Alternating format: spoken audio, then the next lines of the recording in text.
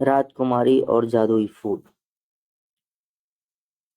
बहुत समय पहले की बात है। एक राजा था जिसका नाम था सुंदरपुर। इस राज्य में एक प्यारी और दयालु राजकुमारी रहती थी जिनका नाम रिया था। रिया बहुत सुंदर थी और उसकी मुस्कान हर किसी का दिल जीत लेती थी। एक दिन रिया ने अपने बगीचे में टहल रही थी जब उसे एक अजीब सा फूल दिखाई दिया। यह फूल बाकी फूलों से अलग था। इसका रंग इंद्रधनुष जैसा था और इसमें एक मधुर खुशबू आ रही थी। रिया ने उस फूल को तोड़कर अपने महल में ले आई।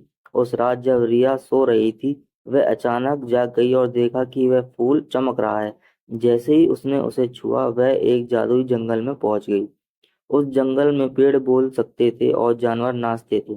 रिया को यह सब देखकर बहुत आश्चर्य हुआ। जंगल में रिया की मुलाकात एक जादुई परी से हुई। परी ने बताया कि वह फूल एक जादुई फूल है और वह केवल उसी जिसके दिल में सच्चाई और दया हो। परी ने रिया से कहा, तुम्हें इस जंगल में तीन चुनौतियों का सामना करना होगा और अगर तुमने उन्हें पार कर लिया तो तुम्हें एक विशेष वरदान मिलेगा। पहली चुनौती में रिया को एक घायल हिरण को बचाना था। उसने अपनी समझदारी और साहस से हिरण को बचाया और उसकी मरहम पट्टी की। दूसरी चुनौती में उसे एक भूखे शेर को खाना खिलाना था। उसने अपने दिल की दया और शेर को खाना दिया और उसे तृप्त किया। तीसरी और अंतिम चुनौती में उसे एक खोए हुए बच्चे को उसके माता पिता से मिलाना था। रिया ने अपनी समझदारी और प्रेम से बच्चे को उसके माता पिता से मिलाया।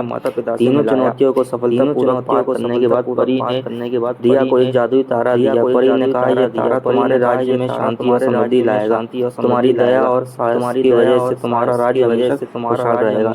रिया तारे को लेकर अपने राज्य में वापस आ गई और वहां सबको उसकी कहानी सुनाई। तारा सचमुच जादुई था और उसके राज्य में खुशहाली और समृद्धि लौटाई।